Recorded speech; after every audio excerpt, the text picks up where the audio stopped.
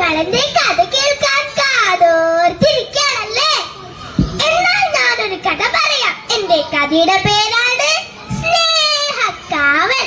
തേയിലത്തോട്ടത്തിനടുത്തുള്ള കാപ്പിക്കുന്നിലാണ് കൊമ്മനാടിയും കുടുംബവും സന്തോഷത്തോടെ ജീവിച്ചിരുന്നത്. കാട്ടതിർത്തിൽ നിന്ന് മനുഷ്യർ വസിക്കുന്ന ഗ്രാമത്തിലേക്ക് കൗതുകത്തോടെ നോക്കി നിൽക്കുന്ന പതിവുണ്ടായിരുന്നു അവർക്ക്. എന്ത് രസാണെന്നോ നാട് കാണാൻ. വെട്ടിപ്പാകപ്പെടുത്തിയ തേയിലച്ചെടികളാൽ പച്ചപുതച്ച ഗ്രാമം. തന്റെ കുഞ്ഞനാനിയെ പോലെ കുറെ വികൃതികളുള്ള ചെറിയ വിദ്യാലയം, അതിന് തൊട്ടൊഴുകുന്ന കുഞ്ഞു പുഴ, അതിനിരുപുറവും സ്നേഹത്തോടെ കഴിയുന്ന കുറെ മനുഷ്യർ. ആദ്യമൊക്കെ കൊമ്മനെ കാണുമ്പോ എല്ലാവർക്കും പേടിയായിരുന്നു. അവന്റെ തടിച്ചിരുണ്ട ശരീരവും കൂർത്ത കൊപ്പുകളും കണ്ട ആരാ പേടിക്കാതിരിക്കുക? എന്നാലും ഇടക്കൊക്കെ പാടിയിൽ ചെന്ന് അവൻ നാട്ടുവർത്താനങ്ങൾ അറിയും. ഉപദ്രവമൊന്നുമില്ലാന്നായപ്പോ പയ്യെ പയ്യെ എല്ലാവരും അവനോട് ചിരിക്കാൻ തുടങ്ങി. അങ്ങനെയിരിക്കെ കാലവർഷം പതിവിലേറെ ശക്തമായി. നാട്ടിലും കാട്ടിലും മഴ കനത്തു. ഭയങ്കര മഴയും ഇടിയുമുള്ള ഒരു രാത്രി കൊമ്പനും കുടുംബവും ഉറക്കം വരാതെ ചേർന്ന് കിടക്കുവായിരുന്നു.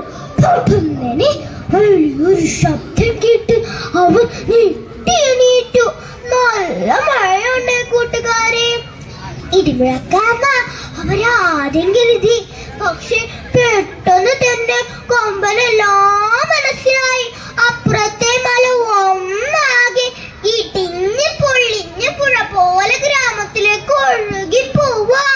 മണ്ണ് കുലുങ്ങി മറിയുന്ന ഭീമാകാരമായ ഒച്ച കേട്ട് വേഗാതെ അവർ നിൽക്കുന്ന കുന്നും ഒലിച്ചു പോവോന്ന് കൊമ്പൻ പേടിച്ചു.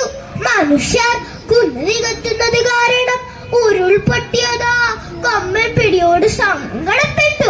ഉരുൾപൊട്ടിയതെന്ന് കേട്ടതും കുഞ്ഞനാന അവന്റെ അമ്മയോട് ചേർന്ന് നിന്നു. വർഷങ്ങൾക്ക് മുമ്പ് ഇതുപോലൊരു പൊട്ടലിലാണ് അവന്റെ കൂട്ടുകാരൻ തങ്കുവാനക്കുട്ടി മണ്ണിനടിയിൽപ്പെട്ട് ചെരിഞ്ഞത്. തങ്കുവിനോടൊപ്പം കളിച്ചു തോർത്ത് കുഞ്ഞനാന കരഞ്ഞു. മരിച്ചവരൊക്കെ നക്ഷത്രങ്ങളാകുമെന്ന് അമ്മ അവനെ പറഞ്ഞ് സമാധാനിപ്പിച്ചു. അവൻ ആകാശത്തേക്ക് നോക്കി. ശരിയാ, തങ്കു അവനെ തന്നെ നോക്കുന്നുണ്ടായിരുന്നു.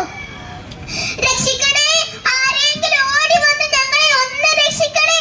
നല്ല പരിചയമുള്ള മണവും ശബ്ദവും. അവർ ഒച്ച കേട്ട് ചെരുവിലേക്ക് എത്തി നോക്കി. കൊമ്പൻ അല്പം കൂടി മുന്നോട്ടേക്ക് നടന്നു.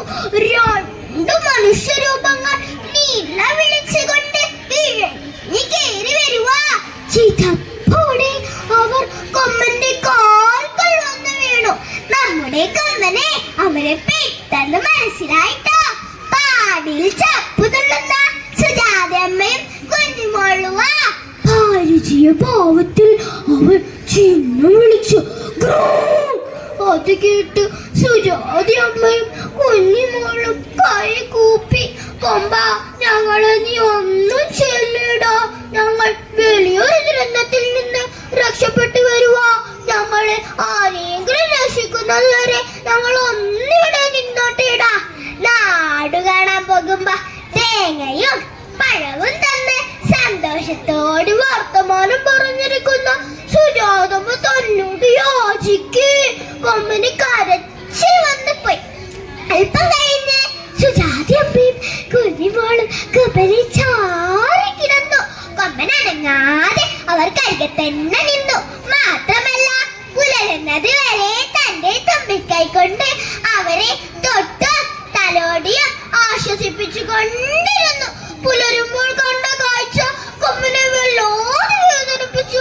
പഴയ മനോഹര ഗ്രാമം തിരിച്ചു നൽകണേ എന്ന് കൊമ്പൻ പ്രാർത്ഥിച്ചു കൊണ്ടിരുന്നു. കൂട്ടുകാരെ, മൃഗങ്ങൾക്ക് എല്ലാരോടും നല്ല സ്നേഹ. നമ്മളാവരെ വേദനിപ്പിക്കാറ്. ഇതോടെ എന്റെ വായിക്കുന്നു.